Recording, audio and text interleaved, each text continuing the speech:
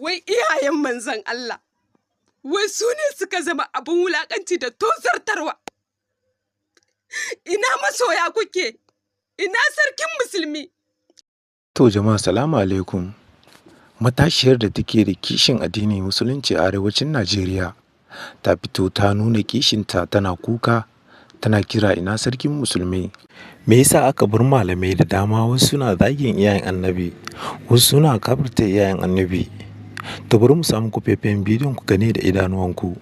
Wai iyayen manzon Allah, wai su ne suka zama abin wulaƙanci da tozartarwa.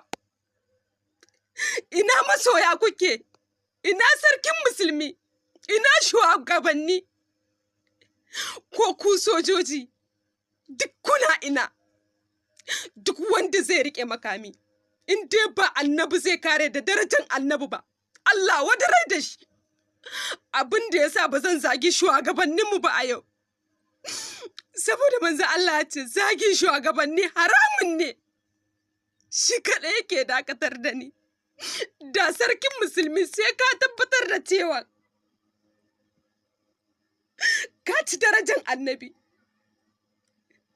A matsayinka na sarkin musulmi ba za ka iya fitowa ka kare annabinka ba? Inda annabin bai zo da musuluncin ba, ta ina za ka fito a sarkin musulmi? Ta ina? Tambaya ta ce a gare ka sarkin musulmi, da kai nake wannan maganantawa. Ni ba kowa bace ba, ba 'yar kowa bace ba, kuma ba wata bace ba. Ni innan ce dai baiwar Allah wanda ba ta da kowa sai manzon Allah.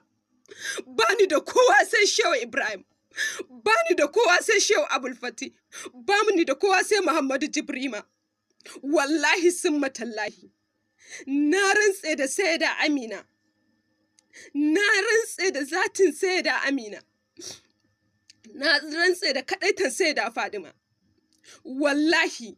Wallahi tallahi, ko uwata da ta haife ni ta kawo ni duniya ta nuna ba ta son manzon Allah, in ba sai na rabu da ita ba, in san samu ne sai na kashe ta. Uwata ma kenan, wadda ta kawo ni duniya. Wallahi tallahi, in dai akan annabi ne bani da kara, akan Shehu Ibrahim bani da kara, akan masoyan annabi bani da kara. Za ka taɓa ni ban ce maka komai ba, za ka zage ni ban ce maka komai ba, amma in ka taɓa min wannan abubuwan, ko ubanka sun kai 10 sai na mayar da su sun zama 1. Kuma wallahi bari in gaya muku, ba ku gama ganin masifin duniya da bala'i da fitintunu ba, in ba kwa kare darajar manzon Allah.